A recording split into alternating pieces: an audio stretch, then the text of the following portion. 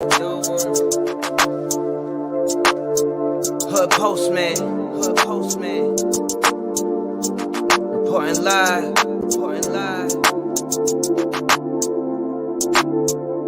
This the hood postman, come and check the program. You ain't from the streets, this is something you should know, man. Running from police, gotta grip the wheel with both hands. Speeding down the interstate, please do not approach him. 40s in the fridge, got the caddy in the driveway. Get all out of my face, I don't wanna violate. Looked up in the mirror and I told myself, why wait? We took this shit worldwide, you only in 5 states. Came from the 4 corners with my 4 quarters. Showed them the style, then they stole on us. Times got wild, then they told on us. Dog, it was hard, but we had to keep it rolling.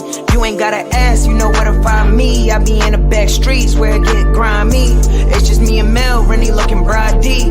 I be going hard till I'm in the 5 C's. Know the vibes. I'ma do it till I die. I ain't never switched sides. I ain't never had to tell a lie. Let's ride. Know the vibes. I'ma do it till I die. I ain't never switched sides. I ain't never told them a lie. Let's ride. Hood postman. Hood postman. Hood postman. Hood postman. Hood postman. Hood postman. Hood postman. Hood postman.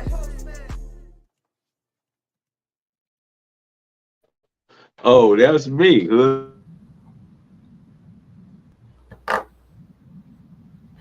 Yeah, that's you.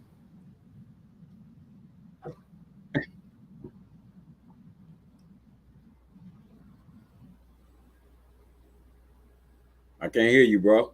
Oh, okay, yeah.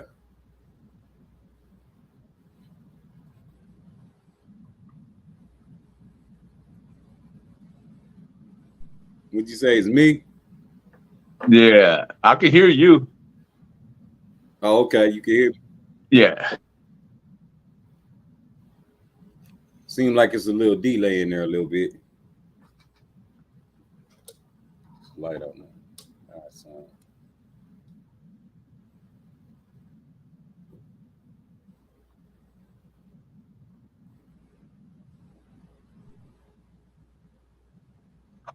Let me see.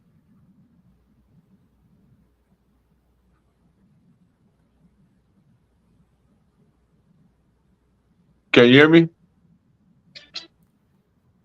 I can hear you, but it's like a delay in there. You know what I'm saying? It's like Okay, give me a minute. I'm gonna start it all over. Stay right where you at. I'm gonna start it all over. I'm coming right back. All right.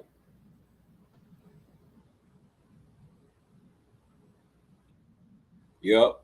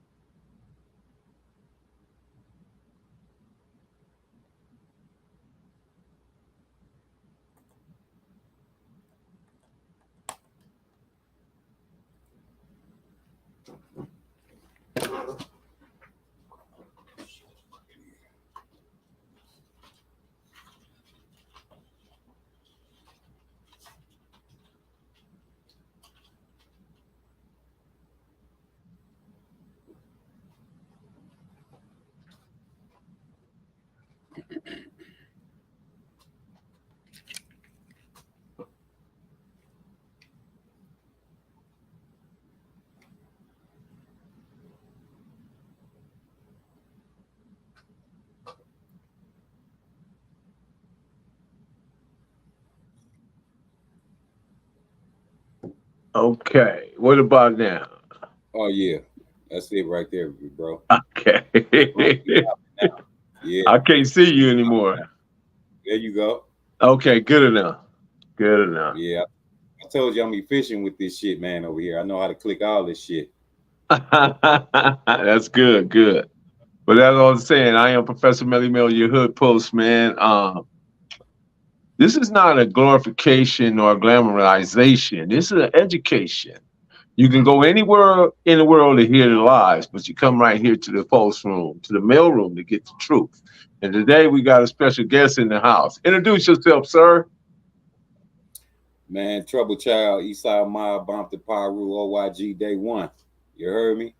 Day one. See what I'm saying?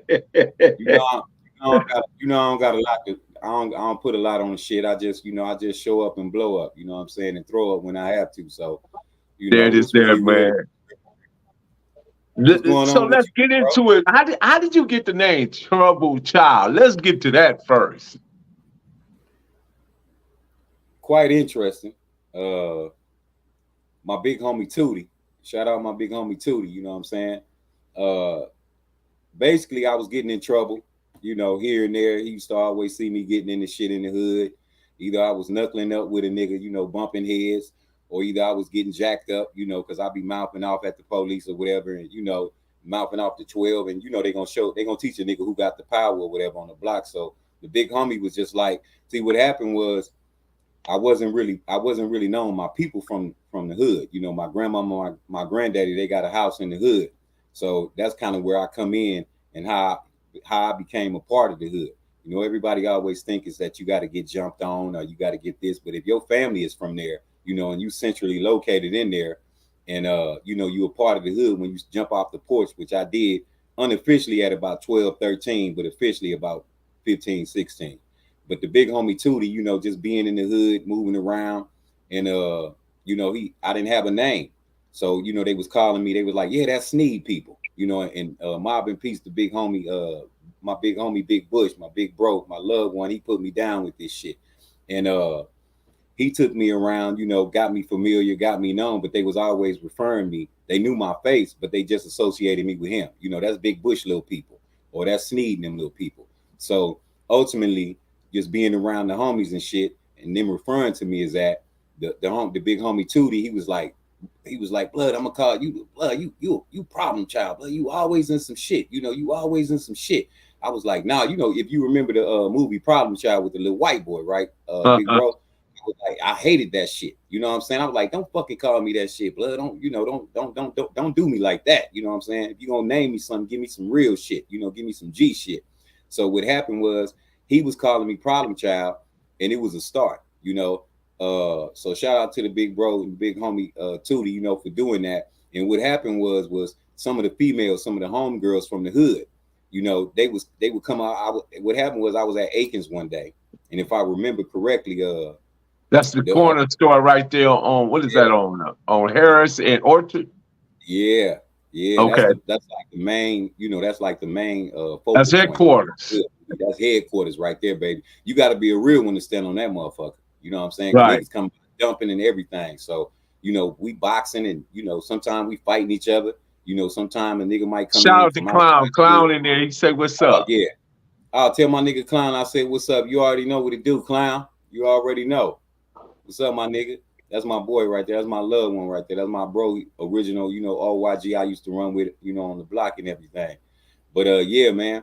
So what happened was, I believe it was Big Ken, you know, he was a big baller in the hood. He wasn't really, he wasn't affiliated from no hood and nothing like that. He didn't claim no games, but he was big with that work. You feel me? And his daughter came up there and they used to hang out at his house. And like some of the other homegirls from the hood, they would go over there, you know, because the nigga was caked up and always smoking big trees and all that. He had a daughter and they would go over there and fucking with her. So one day they came up to the store. I was up there, you know, getting my little hustle on, and they came up there and they was like, problem child, you know, problem child, what's up, problem? And they was like, you know what? I don't like that shit. That ain't you. You know what you are? You trouble child. I said, that's it right there, goddamn it. I said, that's it right. I fuck with that. That's it. Fuck with that. You rock with that, huh? Boom, I rock with that. So once the you know, the big homie Tootie gave me the official name, the original name, the general name, but they kind of altered it a little bit and put the trouble on it. And because it didn't have nothing to do with that movie and that little white boy, that little freckle faced white boy with the little apple haircut and shit, and it wasn't lame, you know. So they gave me that, and it just had a ring to it. You feel me, big bro? So I was like, yeah, I fuck with that. And ever since then on, I've been Trouble Child. Got it. You know, History made, man. History made. People would question all the good things they hear about you, but believe all the bad without of a second thought. You know, it's crazy how our society and even the sections and the homies and all where they go, people don't really know you until they just really sit down and spin. Because a lot of times you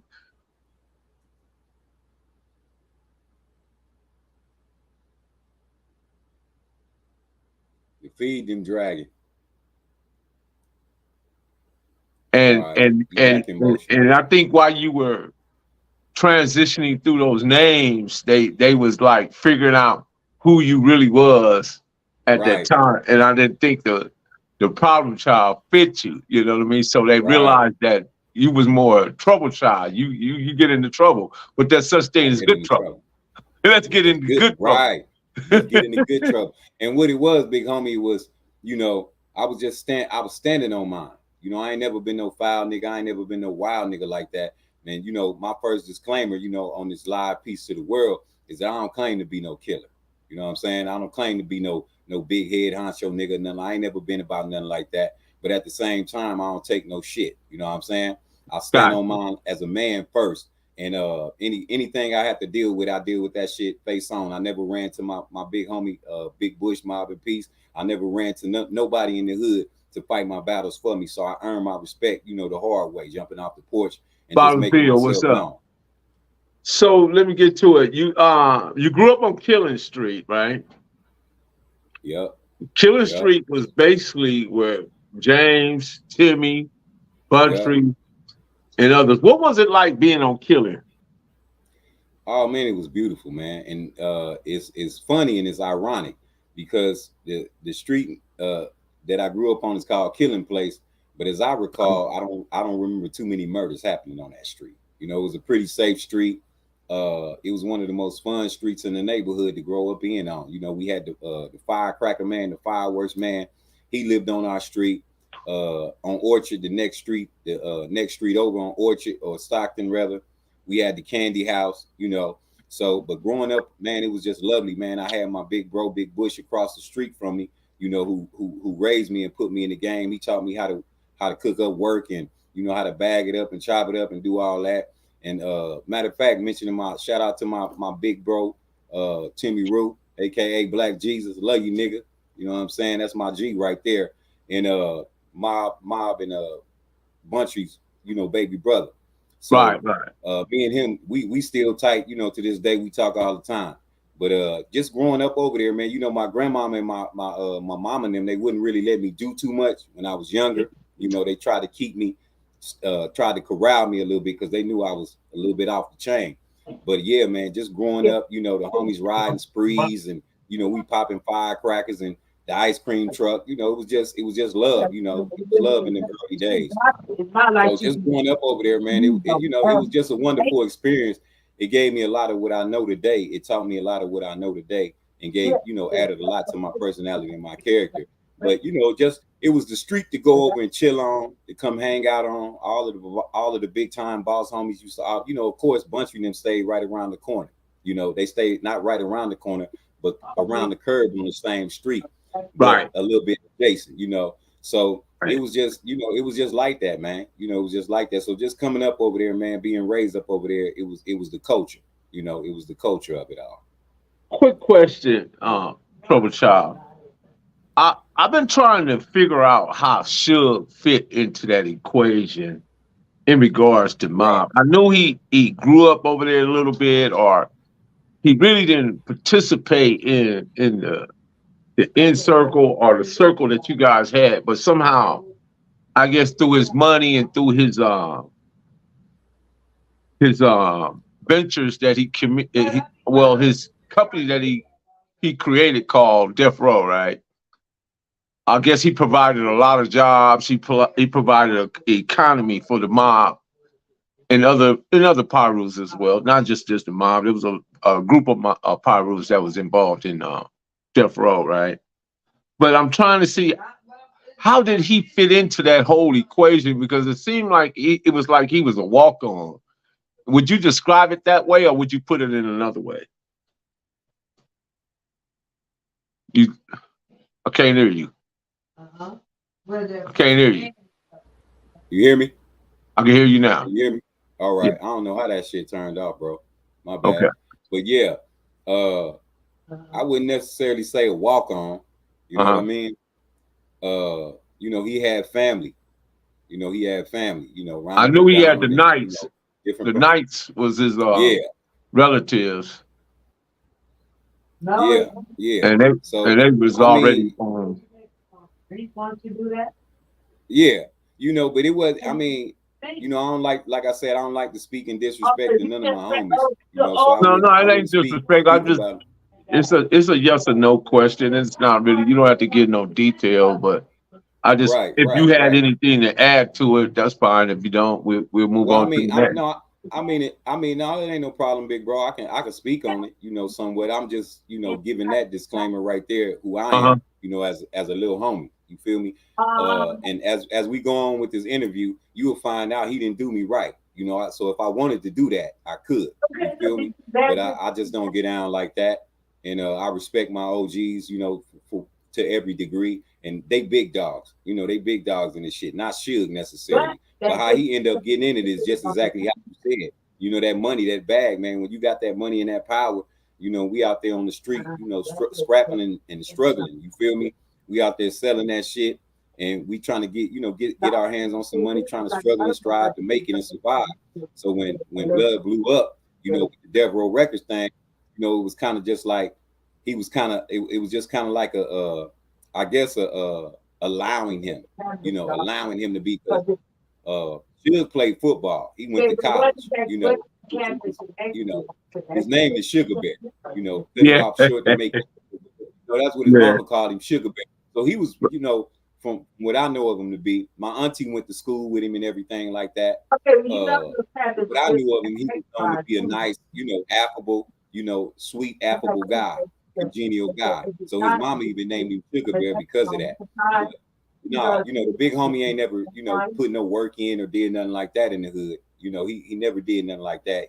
He ain't never been out there to earn no name as such as a title was that. Where he get his power from basically is the big homie Buntry, Mob in Peace. You feel me? So he was basically standing behind Buntry, you know, with that shit. But no, he, you know. Got you. Lock and load. What's up? Okay, so what's interesting about the whole Death Row phenomenon, right? Most of the acts, if you look at the Death Row lineup, right? Although it was a lot of Mob, Piru, a lot of Pirus around, but most of the acts were Crips. How do you explain that?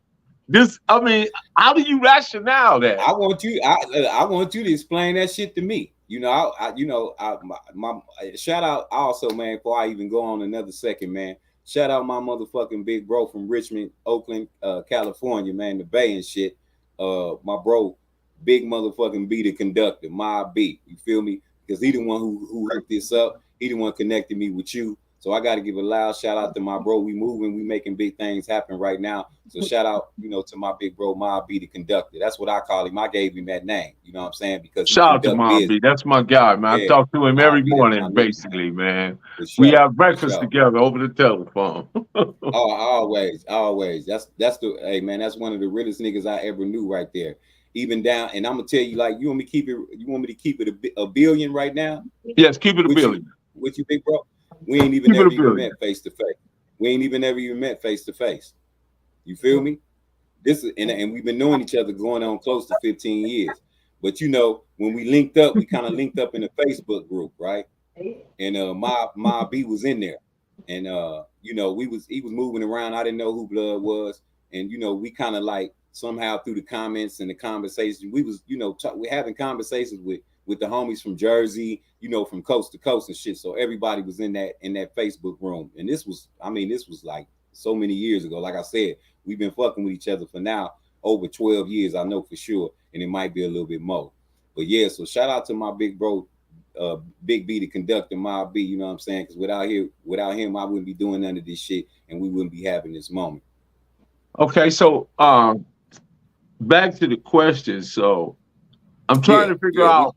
I'm trying to figure out. Okay, you had the Snoop Dogg, he had the Dog Pound. Okay. Oh he yeah. had Tupac. I really want to speak on that, bro. And I don't know why. he had all these different group. You know, even the 213 when Trady and all them start rapping. I mean, all these different cats, right?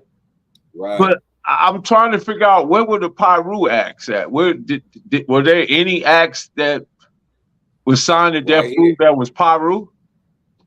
Not from the hood. I mean, you know how that shit go, big bro. If you the chief executive over the Death Row, right?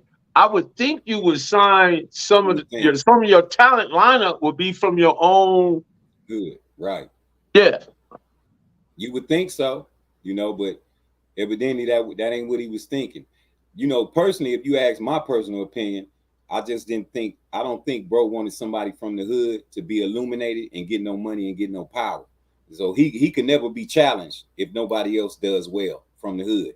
We'll always be under him. You know, we would always be under him, and we would always need him for something.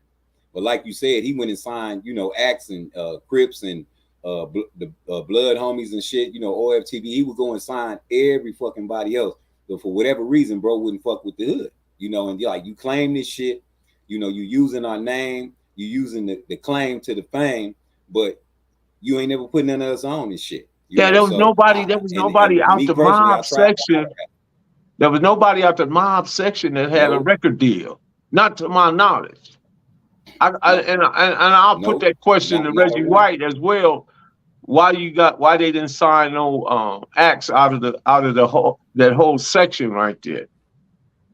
You know. Right. Well, the homie Mob and Peace, he just passed away, Sally B. I think he was fucking with Sally B a little bit, you know what I'm saying? And they had like a little situation going on. And as I recall, Sally B told me once upon a time that Suge had like a deal or something. And he put something together, and he did some work with him, recorded a little bit of product for him. And I think it had made or generated a couple of $100,000 or something, and he didn't really get done right, you know. But it's just for whatever reason, bro, you know, Suge is strange like that. You know, Suge is strange. Like, you don't know what his blood's thinking. You don't know why he's doing what he do. He said Mob James had a deal with the feds. Hey man, I can't say nothing. I can't say nothing to that, my nigga. I'll be a fake nigga if I did. You know, I'm gonna let you hold that one. You feel me? So I ain't gonna speak on that, but I'm gonna just let you know I ain't got nothing to say. So I'm gonna let you have that. Right on, PK. I appreciate you, bro. Right on. Yeah, I think he was just shooting a joke, bro. He was just shooting a joke. Oh, I'm sure he was. You know, but I mean, you know, real is real. What dude from the hood had that type of heat that was worthy of a sign or put on? That's a good question, Rob. Looking at him. You looking at him. He said, "You looking at him, Rob. You looking at him." I'm the greatest motherfucking talent that ever came up out that motherfucker. And I dare any nigga that's from the hood, you know what I'm saying? What's your catalog like? What's your catalog like? Well, I mean, it's strong. You know, I put together like probably like seven full complete unreleased albums. You know, I just could never get it released to the world. You know, I also fuck with Black Tone from West Side Trees. He managed me at once upon a time. Once I saw the big homie wasn't gonna fuck with me, you know, that's what made it fucked up. I had to go over there and fuck with my nigga Black Tone. His people, rest in peace, Mr. Ernest Lane. He just passed away. My nigga Black Tone, Pops and everything. But my big homie Big Bush, what he did was when he saw the level of talent that I had, you know, the level of potential that I had, he started shopping me around with the big dogs. You know, he was like, you know, Blood, I'm gonna take you to Suge and, you know, whoop this and whoop that. And when we tried to do it, you know, Suge wasn't biting for it, wasn't biting it, you know, so he wasn't going for it. And we was trying to hook up with him. He was real busy, really, at the time. It wasn't so much that he wasn't biting on it. He just was busy. You know, he had a lot of talent on his hand. He was making a lot of moves. It was early on in the Death Row days. So for whatever reason, it was hard to get in contact with him. and we could never really even hook up with him the right way. But my homie had hollered at him on a few occasions, but we just could never break through. So after a certain amount of time, you know, you're not gonna keep wasting time. If nigga ain't trying to fuck with me, the nigga ain't trying to fuck with me. So what happened was he ended up taking me around to T Lane. You know what I'm saying? Shout out my bro T Lane. You know, he had a stroke. His health is not good right now. I love you, big bro. You was the first nigga that put me down and put me in this shit and bet your money on me and bet the bag on me. You feel me? It didn't work out, but no love lost, no respect lost. And when I finish doing what I got to do, you know, be it God's will, I'm gonna bring that bag to you like I always told you I would. You know, because I'm a real nigga like that. But yeah. So, you know, I ultimately went over there to get with my G Black Tone. But for whatever reason, Suge wouldn't do it. And I think maybe it wasn't so much of just him viewing me personally from the perspective of the executive or a CEO, because he was hearing the noise. You feel me? He was hearing Trouble Child named Surgeon and everything. But, you know how that shit go. You know how that perfume called envy and jealousy and hate, you know, that shit stank like a motherfucker. You feel me? And the homies, some of the homies didn't want to see me be that nigga, because my auntie, what happened was, big bro, my auntie kicked me out and the nigga was homeless, and, you know, but I wasn't finna give up that fight. You know, I came all the way from down south and stuff, like where I'm at right now. I'm in Alabama. You feel me? I'm down in Huntsville, Alabama. So, you know, I came back home to pursue my dreams, you know, pursue my music career, what have you. But at the end of the day, I believe the homies was, you know, you would think that they would be for you in support. You would think that they would be holding, you know, I'm trying to win for fucking the home team, nigga. And like you said, Suge hadn't had none of the homies signed. He wasn't fucking with none of. We need one from our camp. We need somebody to bring some money from over here, so we don't have to be dependent on Simon. You know what I'm saying? We ain't got to be going over there begging from nothing from Simon. We should be able to have a nigga and the homie from the hood that we can generate that money through, you know, through our own talent, because we have talent, you know, in the hood. We had a lot of talent, but like I say, to this day, I dare any nigga to step the fuck up and say they had more talent than me, because I'm a singer, I'm a rapper, I'm not just a songwriter, I'm a hit making songwriter. You feel me? Because it's one thing just to spit a fucking rap. It's one thing to make a rap song, but it's another thing to be able to put them motherfucking songs on charts, on the Billboard. I'm that nigga who could put songs on the Billboard. So I'm a hit making artist. I'm a producer. I'm a musician. I play guitar. I play some guitar. I play some keys. I program drums and all that. I'm in the lab right now. I'm in my little studio right now. So I stay in the lab. I always have, you know, always will. It's my love. You know, How many years have you dedicated to your how many years have you dedicated to your craft? Oh my, if I told you that, I'd be giving away my age. But I'll tell you, I'll put it like this: 30 plus.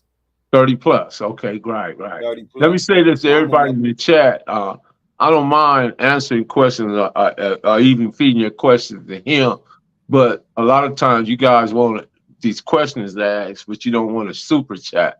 I mean, $1, $2, $3, $4, $5. I mean, do something. You know what I mean? Because then we can, then we can, you know, get the questions out there. Hey, from now on, I'm gonna tell you like this: don't ask us no motherfucking questions. You know, no disrespect to y'all. I love all y'all out there, but you know how this shit go. Fill that bag the fuck up. Fill that bag up. I'm gonna tell you what you need to know. Bottom line. That is, he said it, y'all. Put something in my homie. Put something in my big homie, the hood postman bag. Don't be fucking around. You know what I'm saying? Y'all know what time it is. Break yourself, nigga. Break your motherfucking selves. Y'all know how this YouTube shit go. It's that. What was it like being around Neckbone? Or was you able to? Oh yeah.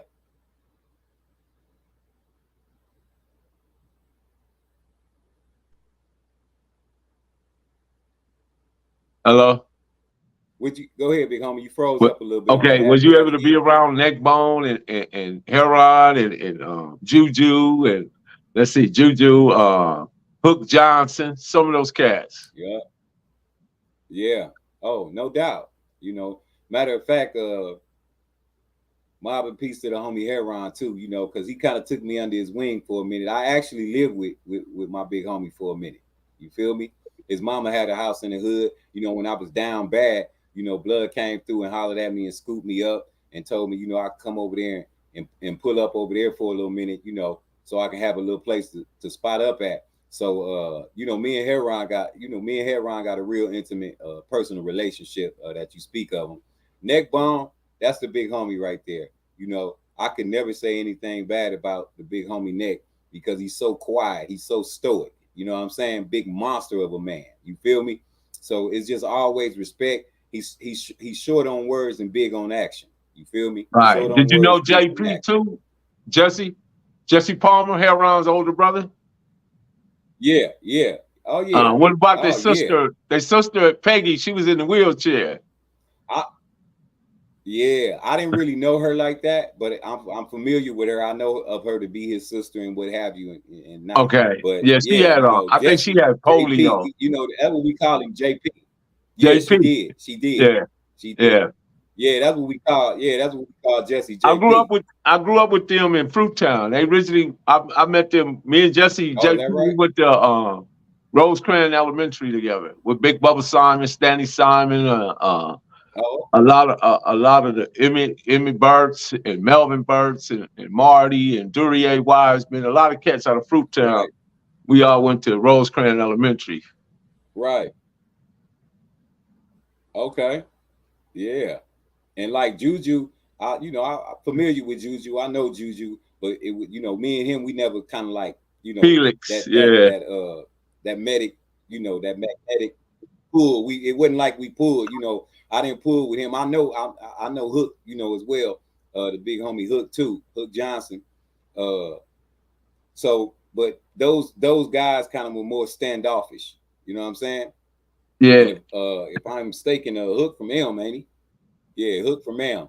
So we had a few homies that was around there that wasn't from the hood, but they was always in the hood. You feel right? Me? Shout out to Big Devil. Shout out my nigga FG too. You know what I'm saying? My nigga Frank across the Atlantic. Yeah, man. Shout out to FG, my nigga man. out here, a fucking real one. Any of y'all motherfuckers out there? Yeah, man. Any of y'all don't believe in that, man? Y'all fooling your motherfucking self. So shout out to that man because he a real one. He stand up on his, and I always known him to be that way. But yeah, man. Excuse me. But yeah, bro. The big homie, Hen Dog. You know what I'm saying? Me and him, we had a personal relationship as well. So most of the big homies, like I say, Trayvon. Shout out to the big homie Trayvon. Love you, my nigga. He get a lot of foul rap behind all that shit with Pac and all that shit. Hook, rest in motherfuckers peace. have to be there to understand it. You feel me? Yeah. Wow. But yeah, man, so just the essential, Buntry, I fuck with Buntry. Matter of fact, funny story about Buntry is we was down at the homie Ram house, big bro, right? He was having like a pool party, right? And I guess Buntry like my sister, she was attractive or what have you. And she was kind of acting stuck up. He was like, what? Acting like a diva or whatever. And I said Ram. Homie Ram. Can you hear me? Yeah, I can hear you. The homie Ram, he had like a little hood party, a little pool party and shit. And we was all the hood, the homies was over there, a bunch of females and shit in his backyard in a pool. And I was just telling you a funny story about Buntry and shit.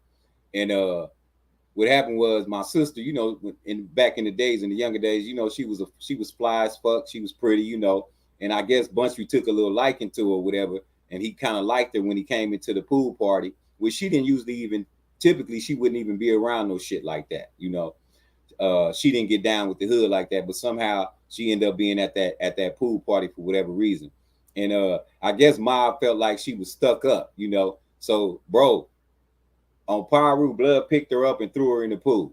I guess he felt like she was acting like a diva and shit. She was screaming, no, put me down, put me. And Buntry picked her up and just threw her in the pool. I couldn't really say nothing because you can't be walking around, acting stank and shit, acting all stuck up, high and polluting and shit.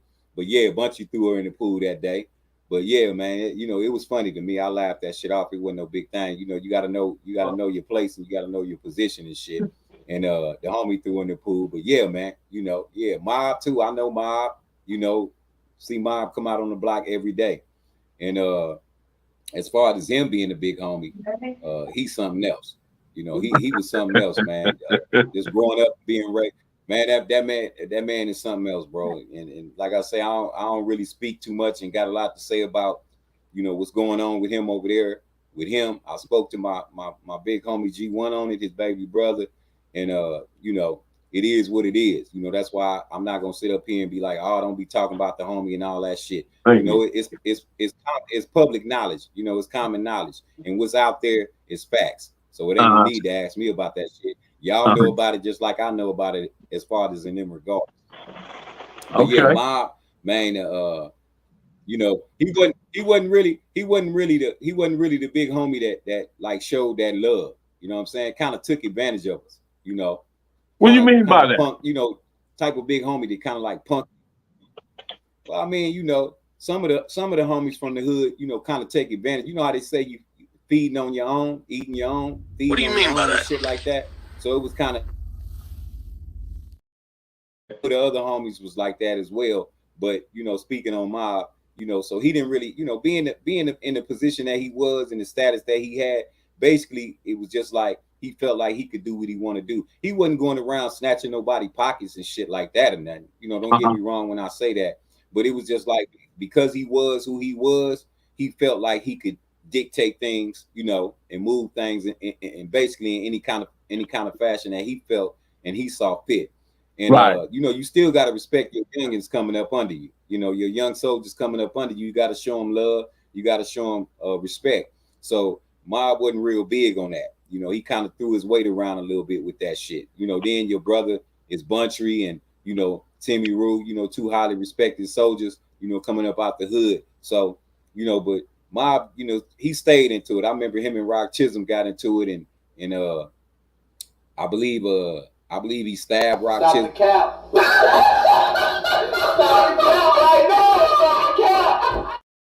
I didn't mean that one right there. That was a mistake. That ain't no motherfucking cap. No, I'm just messing with you. I'm messing with you. I'm messing with you. Yeah. But yeah, just letting you know how Mob was. 1 minute, he'll be drinking. We be barbecuing at one of the homies' house or whatever and shit, shooting dice. And the next thing you know, is a shootout going on. Mob got a shootout going on. Or he fighting with a nigga or some crazy shit. Always off the chain. Always off the chain. But he was who he was, even with the death row shit and not paying the homies they checks. I was just hollering at my OYG, my day one clown last night and talking about, clown was like, shit, I got my motherfucking checks, nigga. I was like, I know you did, because the homie shot out the homie Boodog, my OG Boomer and shit. You know what I'm saying? I was like, nigga, Boomer wasn't gonna have that shit. If the homie owed you money from your death row paycheck, Boomer, Mob know who to fuck with and who not to fuck with. You know what I'm saying? Just put it like that. Right. He had his picks, huh? Yeah. He had his picks, but that's who he was. That's who he was. That's who he, that's how he moved. And you just accepted that, for what it was.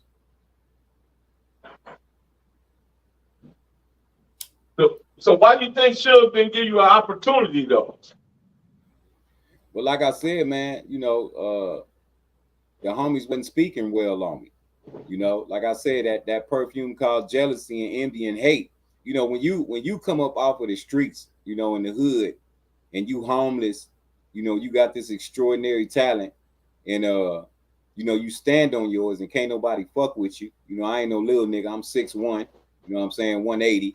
Back then I was of course I was a little bit lighter back then, but still always, physically fit, strong, and a man in the G about my shit. So I stand on mine. So wasn't nobody fucking with me like that. You know what I'm saying? But they didn't want to just roll up on me or try to take their chance, because if you fuck with the wrong one, you fuck around and lose some stripes fucking with the right one at the wrong time and in front of the hood, in front of the homies, then you getting demoted. Niggas ain't gonna look at you the same way as they thought you was when you let a nigga that's presumed to be lesser, get in your ass.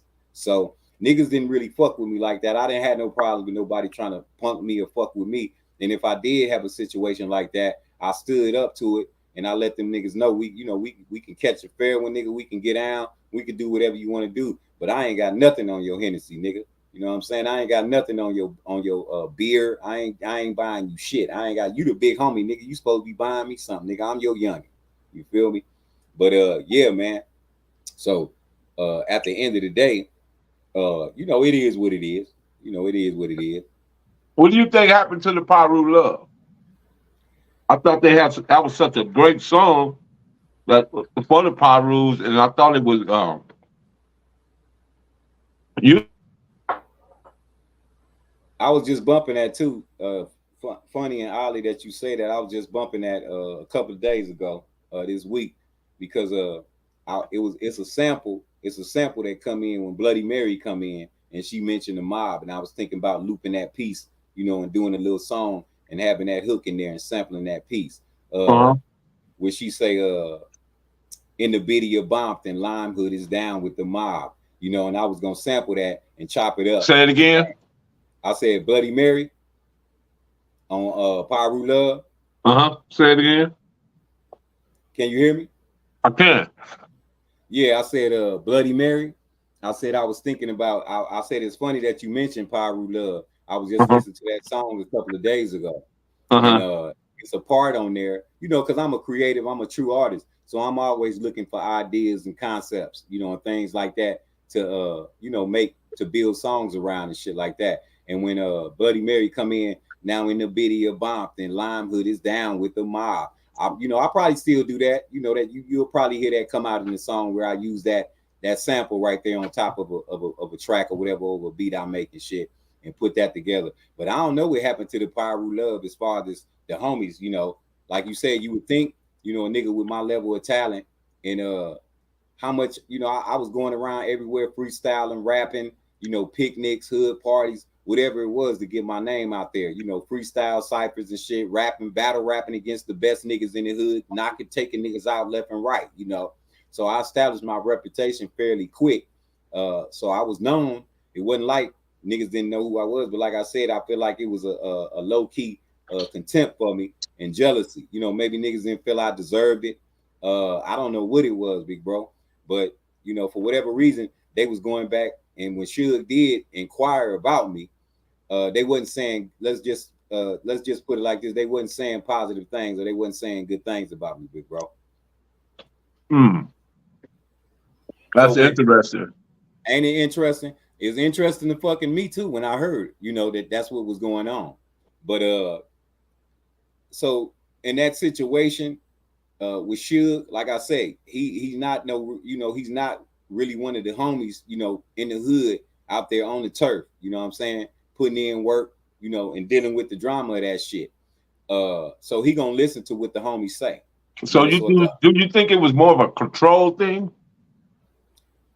I think bro would have fucked with me. You know what I'm saying? I think Blood would have fucked with me because he was always willing to entertain me. Whenever I approached him, I had seen him a couple of times and caught him a couple of times. One time vividly that I remember, and I caught him on my own, and I was up at Aikens early in the morning. It had to be about like 9 o'clock, early in the morning, 9:30. And I was sitting, what I used to do, big bro, is I would walk around the hood, and I became also known for always having my notebook, my lyric notebooks and my notepad with me. So what I would do is you was ready to spit on call. I was ready to spit. I'm writing, I'm basically looking at the world and the environment around me and interpreting that shit into art as I'm walking through it and living it, So I was up there, long story short, I was up there sitting on the milk crate, smoking me a little blunt or whatever and shit. And I was writing because I was inspired that morning. And lo and behold, I had been trying to catch up with Suge and catch his attention. And you would always see him at his mama house, the hood house or whatever, the quote unquote what they call the death row house. But he was always, he was always surrounded, and insulated, and it was always, moving with the power, moving with the death row force shit. So you don't want to overstep your boundaries. You want to play your position and shit. So I always figured I have an opportunity. One of these days I'll be able to holler at bro one-on-one.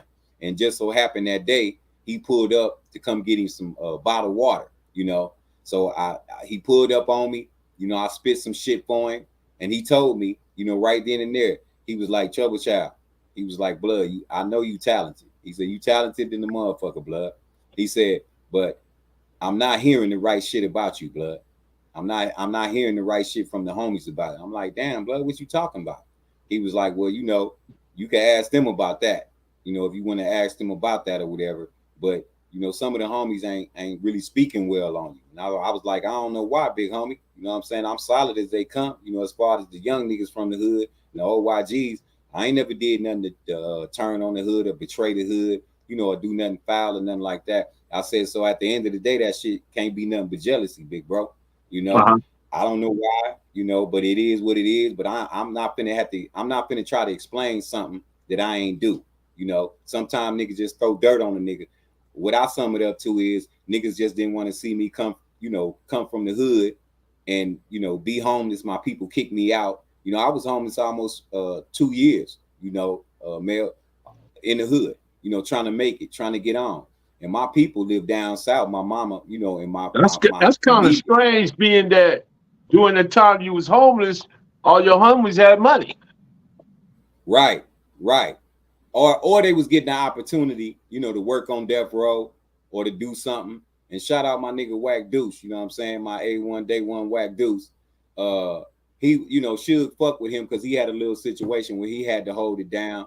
You know, he had to basically protect his own life. Motherfucker tried to get down on him and take him out, and he had to do what he had to do. So when Suge saw that, I guess he felt like he was a smasher, so he kind of invited him into the shit. You know, he like, oh, this young nigga's a killer already. You know, he 15, 16 years old. He already smashing motherfuckers. So he kind of got in, you know, Suge kind of like wanted monsters around him. You know, he wanted the aggressors and shit like that.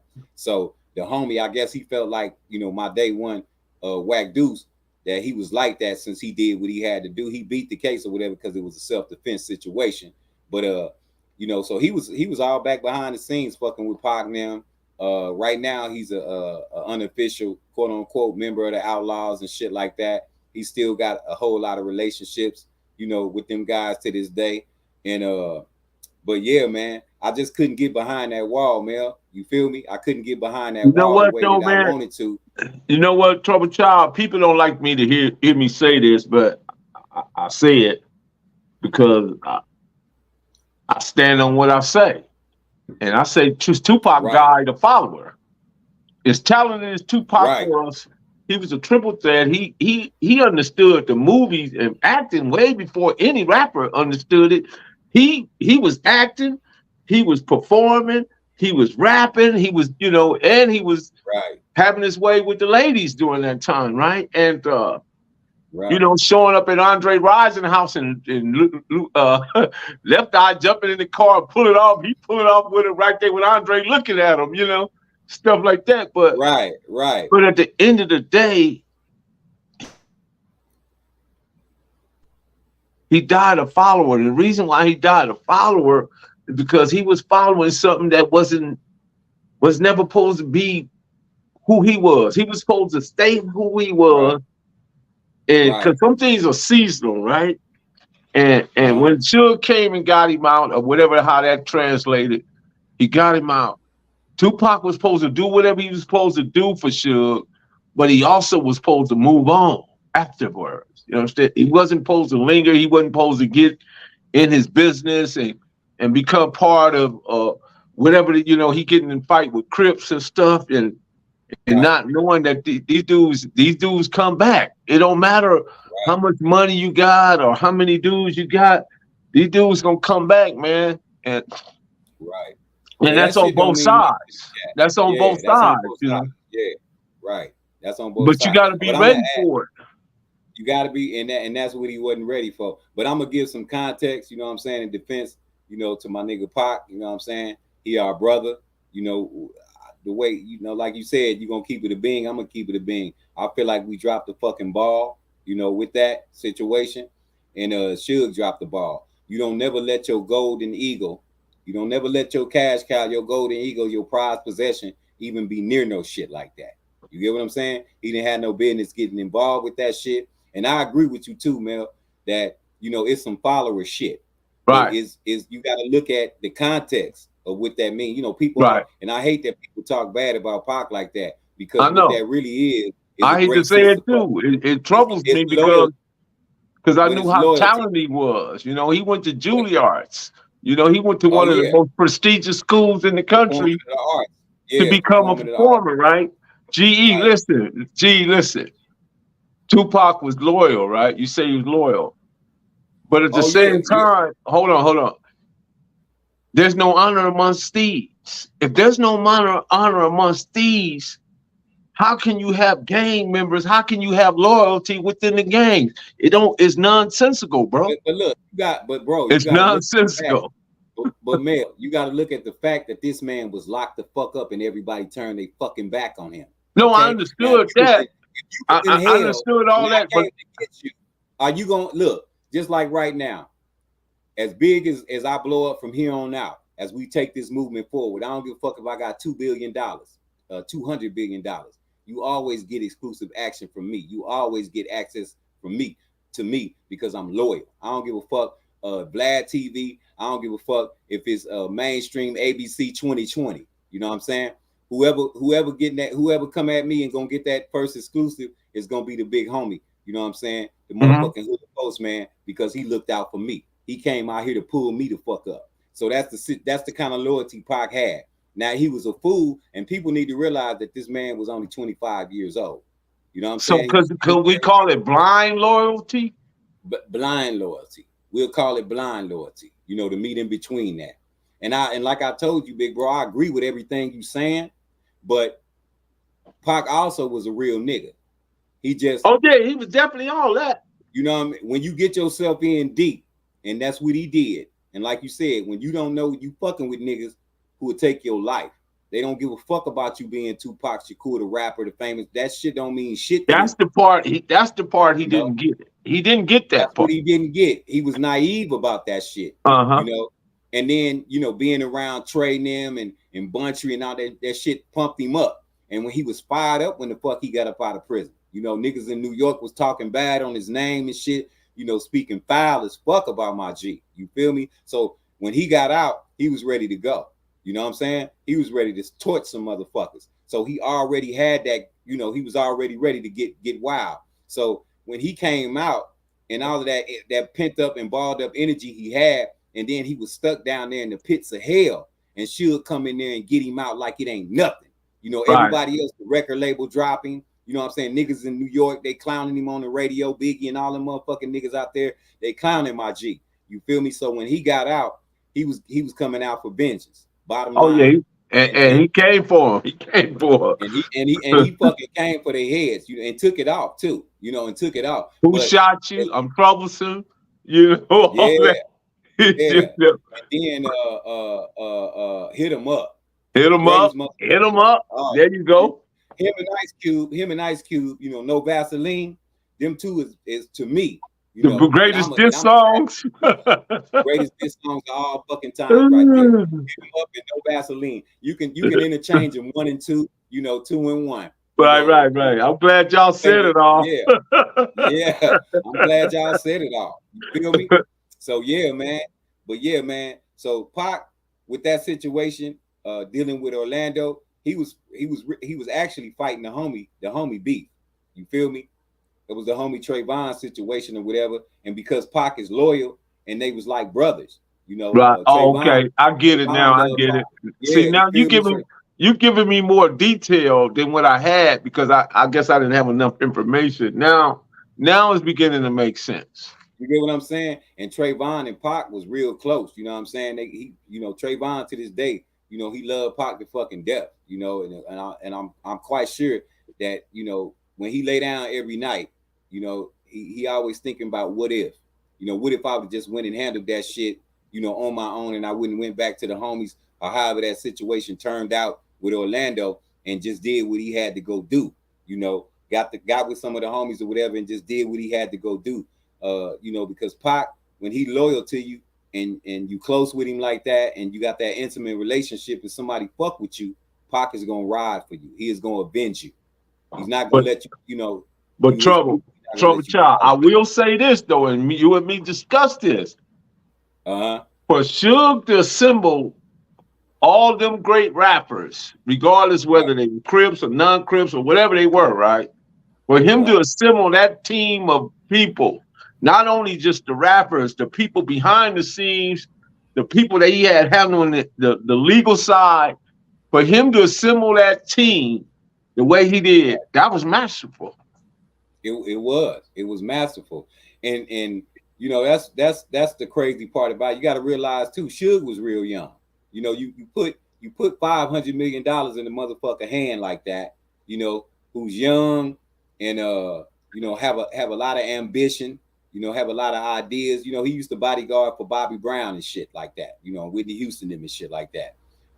He also was, I believe he was bodyguard for DOC. Shout out my big bro DOC. Bro, if you watching this shit, man, anything you need, bro, fuck with me, man. I produce, you know, I rap. I love you. You my idol. You my favorite rapper of all You right, time. clown. LL Cool J, and along with Rakim. So Rakim, DOC, and LL Cool J, and of course Tupac. You know, is on my top 4. You know, favorite rappers of all time. So that's kind of like where my style come from. You know, and how I get down. And you know, I took the passion from Pac.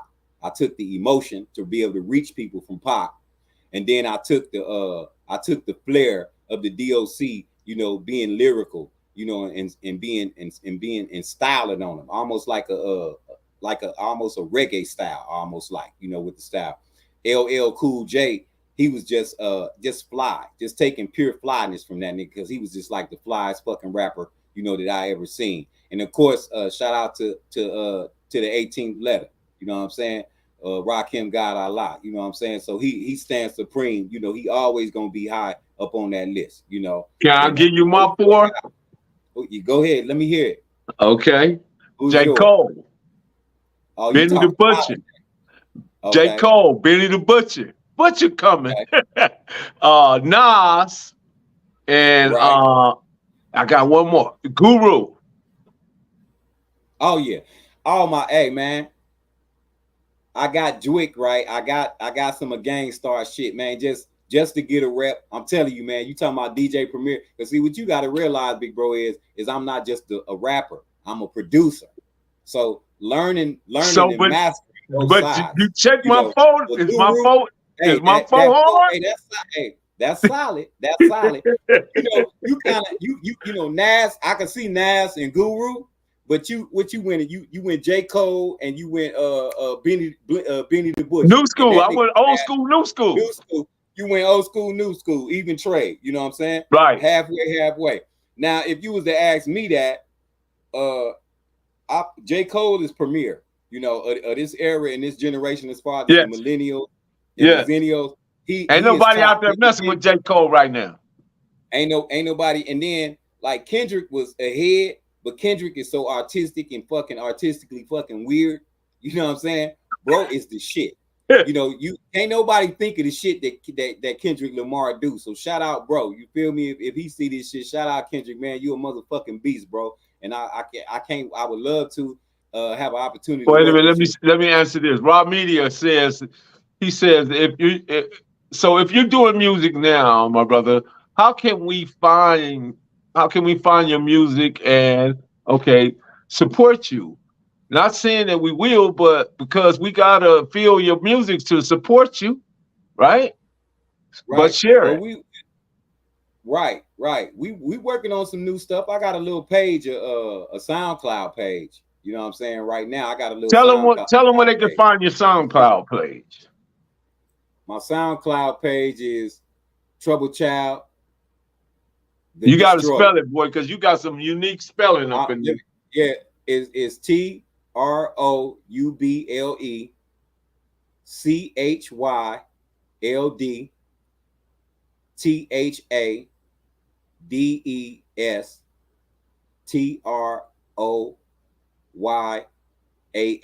and that's Trouble Child the Destroyer. Trouble Child the Destroyer, y'all. Yeah, and the reason why that moniker is at the end, you know, Genghis Khan, Alexander the Great, you get what I'm saying? Great conquerors. And I'm a great conqueror with this rap shit and this music shit. But we working on some new shit. You know, I got my heart. I'm in my lab right now. Don't think just because I ain't released this shit on the world, you know, is in God's time. In God's time, you know, this shit is fate. You know, this shit was meant to be. I'm a part of all this shit for a reason. And it's a reason why God didn't want me to do it then. You get what I'm saying? Big bro Mel, he didn't want me to be a part of then. He didn't want me to be a part of that shit then. You saw what happened to it.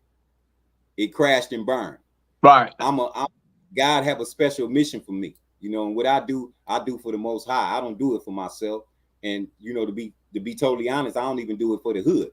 You get what I'm talking about? Right. I'm not in this rap shit as an artist or as a producer to be talking a whole bunch of gang shit and gang fuck shit and gangster shit. You know, I am a gangster. You get what I'm saying? So I don't have that. I don't have to try to convince no fucking body.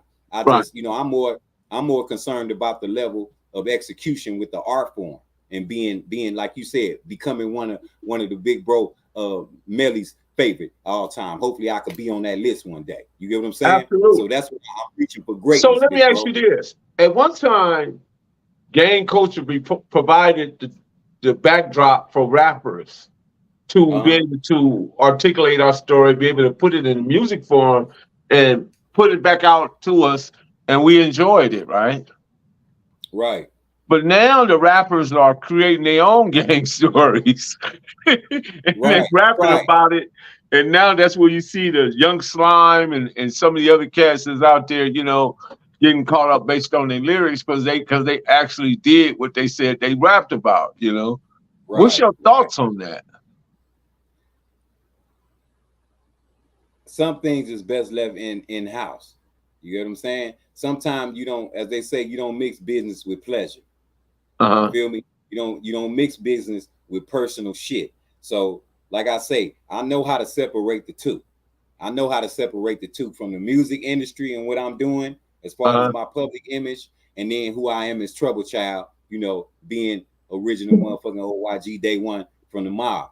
So I know that if you start mixing that in with that, it's not gonna go well. You're gonna create a lot of enemies, you're gonna create a lot of contention, you're gonna draw a lot of attention, you know. So I was always smart, always thinking on my feet, always 10 steps ahead of the game. So, you know, when it come down to that, as far as cats with, you see they paying the price. You see they paying the price. You don't never get on there and tell on your motherfucking self, nigga. You don't never get on there and tell on yourself.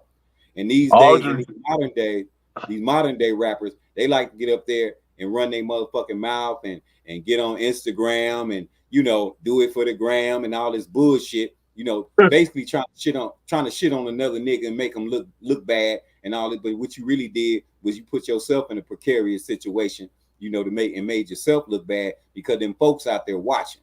I'm smart enough to know them folks watching, you know. And if you ain't smart enough to know that, you know, and then niggas don't even be real. You know, niggas, you claiming something that you ain't even really from. You know, maybe one of the big homies came down there and put you up on the shit. But, you know, just like Baby and all them, like Wayne claimed the hood, you know. How you feel about that? I mean, like it's the same thing with Suge, bro. The bag. You feel me? The bag. Nigga ain't never been in the hood. Nigga ain't never dripped no blood. Nigga ain't never spilled no blood. You got Chris Brown, you got Soulja Boy, you had Bow Wow, you had Lil Wayne, you had Baby, and I'm sure there's others, you know. Those five just stand out. Yeah. I mean, now you got Gucci Man, Waka Flocka. I believe they oh yeah, them, yeah. Feel me? So the only problem I have with that, bro, is, and you know, a lot of niggas, you know, like in the hood group when we had on Facebook back in the day, I was bumping heads with motherfuckers because I call them it's a little name, it'll come to me in a minute. But Shalom, bro. You know, being outsiders, you know, not being from the motherland. And what I call them is transients. You know what I'm saying? Transients. Because I can recall back in the day when niggas was shitting on us, when New York was shitting on us. You know, East Coast used to shit on us. They used to call us country and cowboys, and you know, because we had the Jerry curls and all that, and because of our accents and our lingo and what have you out there on the West Coast. Then they used to diminish and disparage us for gangbang culture. Now you look out there in Jersey and New York and all that shit, that's all you see. You know, so it's kind of hypocritical, you know, for niggas to have dissed us and kind of shit on us, you know, in the earlier days when DJ Quick and shout out to the homie DJ Quick too, boy. I fuck with you. You know, you a genius, and to me, you the greatest from the West. You the greatest producer that ever came out that motherfucker. You know, no disrespect to Dre, because I have a high respect for Dr. Dre and adoration of Dr. Dre, but he ain't. Yeah, I think DJ Quick is underrated, man. I think he don't get his real. Yeah, he is, bro. He the best fucking producer, one of the best ever in history, period. And then to me, just the best that ever came out the West Coast. Battle Cat, you know what I'm saying? Battle Cat. Oh yeah, definitely Battle Cat. You get what I'm saying? So I feel like Dre is more like of a glorified DJ. He's an engineer. He's a mixing master. He can take. Dre got enough money to have 25 dudes in a room and produce a beat, and then he claim it as his. Right, yeah, because he can pay him. Look, if a nigga gonna break your ass off, you know what I'm saying, $100,000, hey man, this yours here. You ain't gonna say that. You ain't gonna say you did that beat. You gonna let him have that. and Dre, if you out there, nigga, I'll do that shit right now. You need a hard hitter in there coming with some fresh ideas, who done kept up, who's relevant with the kids and what the kids do today. Because I didn't stay stuck in the old school. That's why I got my new shit sitting on the hard drive. Because what I did was, Mel, is I took that old school way of what we was doing in the 90s and shit in the early 2000s. I took and threw that shit out, because when times change and generations change, it becomes a new slang. It becomes a new language, you know, a new verbiage.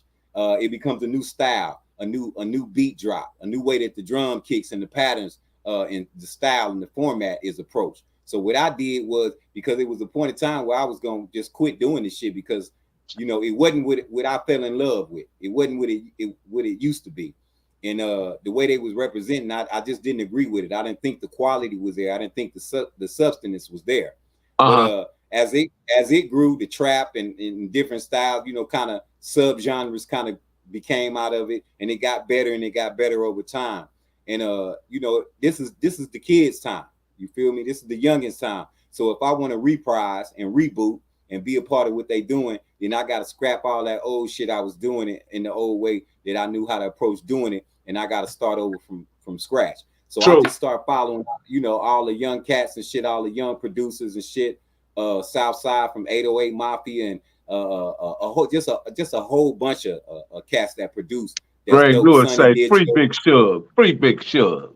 Oh yeah, free the big homie. You know what I'm saying? Free the big homie. You know, every man deserves a second chance in life. You know what I'm saying? To clear up their mistakes, man. You know, that's real facts. But yeah, man. And you know, but that gang bang shit is a real touchy subject, man, because you know, I get it. You know, I get it. But don't wait till you a grown ass motherfucking man. And you know, you ain't even really putting no work in, you know, on the block. You claiming some shit that you don't really know nothing about. You was just introduced through some niggas because you got the bag, and because high power niggas want to eat. You know, they want to eat. So they gonna, if you want to represent us, then you got to kick in, nigga. You know, simple as that. So a lot of niggas is in on the ticket of base primarily on that shit like Wayne. Wayne, you ain't doing no dirt. Wayne been rapping fucking with Cash Money and Baby and them since he was a little boy. So how you in the game? Nigga, you been signed and been an artist and been doing your thing from day one. You know, even when the bling bling and all that, he was a young boy then. So nigga, you ain't never put no work in. And speaking of Baby, you know, he claimed blood. You know, but Baby, I can recall when Cash Money first came out, them niggas was cripping. They was wearing blue rags. You know what I'm saying? You know what I'm saying, bro? Whole hood, bro. So it's like motherfucker. Make so your mind it's more of a fashion statement. It's a fashion, right? It's like a fashion statement, you know, and a fad, you know. But this shit ain't no fucking fad, you know. Niggas is buried in Harrison Ross in Los Angeles Memorial over this shit. You feel me? So we done been to a thousand over there in Angeles Abbey and all that stuff. Right, you're right. Angeles Abbey and all that shit. You feel me? And I didn't see none of them niggas over there, big bro. Mel, I ain't see none of them niggas over there. You feel me? When we burying our motherfucking brothers and our soldiers and putting them in the ground, I ain't see none of them niggas over there. So I strongly disagree with it, but I do get it. I understand it. We in a different day. We in the modern era. We in the modern times. And I mean, shit, they letting motherfuckers like 6ix9ine snitch. You know what I'm saying? So it's like, you know what I'm saying, bro? I'm like, yeah, nigga, yeah. you know, growing up in my day, nigga, you would have been found, nigga, body rot, nigga, stinking. You know what I'm saying? You'd have been stinking like a motherfucker in the trash can, boy. You couldn't talk. You couldn't just get up there and be like, yeah, I snitched on the feds. Yeah, fuck y'all, and antagonize motherfuckers behind it at the same time. You know, but Yeah, that's what y'all gonna do about it? What y'all gonna do about it? And he better be glad I ain't out there and I'm able to reach him. You know, because you know he rode with guards and bodyguards. Now, it's just a whole bunch of fucking talk, bro. But I wouldn't fuck with him because the feds watching. You know what I'm saying? Right. The feds on his every fucking move. He in they fucking pocket. So right. I wouldn't even come near that nigga's poison and he ain't worth it. And let him go on and do his motherfucking thing. He'll cancel himself out, you know, in due time. Real niggas right. stand the test of time. Fake niggas right. cancel themselves out in a matter of time. Right. Well, Trouble, I appreciate you taking this ride with us, man. Where can people find you if they want to contact you? Well, I did want to say this too. You know, we got me and my bro, Big B, Big B, the conductor. Right now, we in the works right now of facilitating. You know, putting my label out. You know, getting me back out there as a producer and getting some artists together, getting some of the homies, some of the young hogs, and some of the young homies that got talent. You know, this is their time. This is their era. So the big homie want to help them win. You know, I was looking at hood vlogs. I follow this cat that do a little thing called hood vlogs, and he go around to all of the different motherfucking traps. You know what I'm saying? Each nigga's hood from coast. Matter of fact, I think he traveled around and he go from different places around the country, but primarily I see him a lot too. You know, in Cali. So he went to the hood. You know, he hollered at the homies and everything, the young homies, and they talk about how, you know, the big homies don't go back and reach back for them. And I feel they pain, you know. So if y'all out there, you know what I'm saying, the big homie Trouble Child, you know, OYG Trouble Child Root, you know, I'm trying to put this shit together. I've been having a few conversations with Suge ex-wife, Miss Sharitha Knight, and she's agreed to consider, you know, being a part of the business structure that we creating, me and my brother, Mob B. And, you know, she seemed to be excited about the potential that can be had. You know, she had a few reservations and a few questions, but just like I told her, you know, you participate in this shit, you know how much you want to. I just really respect you, you know, as a businesswoman and the role that you played in the history of Death Row. And I I've talked to Sharitha a couple of times. She's pretty nice lady. Yeah, she good people. So for all the homies, you know, all the little homies, y'all see this, shall I say, y'all reach out to the homie, Dahoodpostman, Big Bro Mel, if you can't find me on my social media sites, which my Instagram is tchild 662. So it shouldn't be too hard to find that. And tchild with a Y, not with an I, but with a Y. So tchild with a Y. 662. Right, tchild with a Y. And reach out to me on Instagram. And I gave y'all my SoundCloud. My email is armandshakur@yahoo.com. So y'all reach out to the homie. And I got a Facebook page too, as well. And it's titled up under Armand James on Facebook. So y'all can find me on there. Armand James ARMON JAMEZ.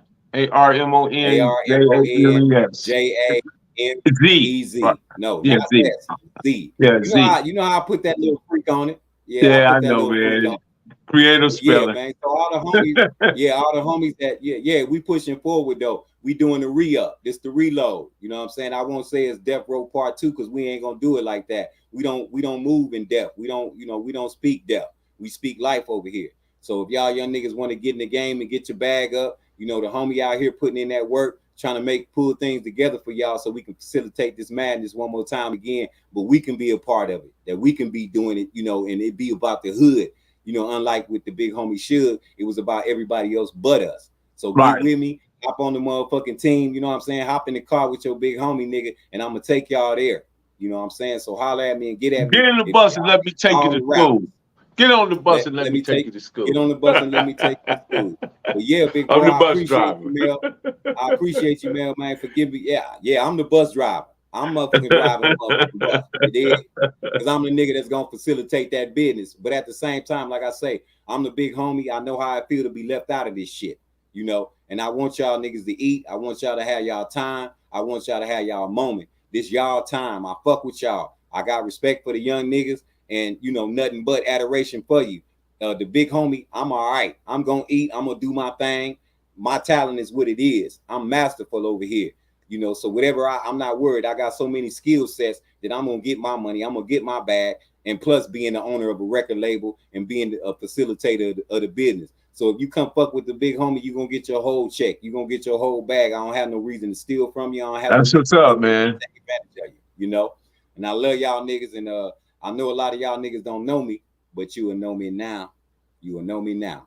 But yeah, Big Mel. Shout out to the Trouble Child, y'all. Shout out to the Trouble. And shout out to the followers. Shout out to the Hood Postman followers, man. We fuck with y'all. I fuck with y'all, man. And when I get this shit rolling, y'all gonna see more. So y'all stay tuned, man, because we got a whole fucking lot in store for y'all. I know a lot of niggas talk that talk, man. But sometimes, you know, it take time. You got to be patient. You know, you got to have the right, facilitate the right team, you know, the right, put together the right faculty and everything. So that's what we're in the process of doing right now. Of course, we got some other things in motion that we doing business-wise. We trying to take this shit international and global, you know, overseas and do some different things. So, you know, it's a what they call it, a project in the works, you know, and in motion, you know, in real time as we speak. So it's going down. Y'all about to get some brand new shit from the mob. You finna hear a whole bunch of new music coming 2024, you know, and beyond. By the time this year is over with, all the business should be solidified. Shout out to Trouble Child, man. I appreciate you, big bro. You know, and like I always told you, man, since you fuck with me and you brought me on the platform, you know, give me an opportunity to express my story and tell my story. We're gonna do it again, man. We're gonna do it again. Oh yeah. But you know, like I always told you, man, I love you. Much respect for you. Enjoy the conversation that we have on the phone. You know, when we link up through my bro, Big B, Mob B. And like I said, anytime I'm moving out here in the world, bro, you number one. You right on, one, bro. Anytime you need them exclusive, you first in line. So you just hit your boy up, man, and everybody else gotta wait till I come holler at the Hood Postman, nigga. Right on. And y'all better be donating in the motherfucking cash apps. Y'all better be donating in the cash apps. Put some money in my nigga shit. Because I got some more. I got some more for y'all niggas now. I ain't told everything. I thought that. No, he did. He got a great door. He know politics. He know history. He know a lot of different things. I got a whole lot more to go. You know what I'm saying? To show, and then plus I can pull niggas up out the shadows. You feel me? I got solid relationships. You know, I'm well respected and shit with my big homies and my OGs. So trust me, I can do some magic. I can do some things that can't nobody else motherfucking make happen. I can bring voices out that y'all want to hear from. So at the end of the day, y'all fuck with your boy, man. Fuck with your boy. Trouble Child, Eastside Mob, Buntry, Piru, nigga. You know what it do. Well, go ahead and lock the door. All right, Trouble, we'll get back with you, bro. All right, my G. I'll holler at you. Later. Man, be sure to like, subscribe, drop a comment down below, man. The Hood Postman is in the house, and I'm tired. I was hanging in there, y'all. I apologize. I was literally just tired. But shout out to the Mailroom Nation, Michelle, Marlena, Frank Lewis, and everybody that joined us tonight. Rob Media, my guy. Definitely everybody. I appreciate everybody that jumped in. Greg Lewis, everybody. The Hood Postman, Marlena Williams, go ahead and lock the door because I'm out. I'm going to sleep. Good night.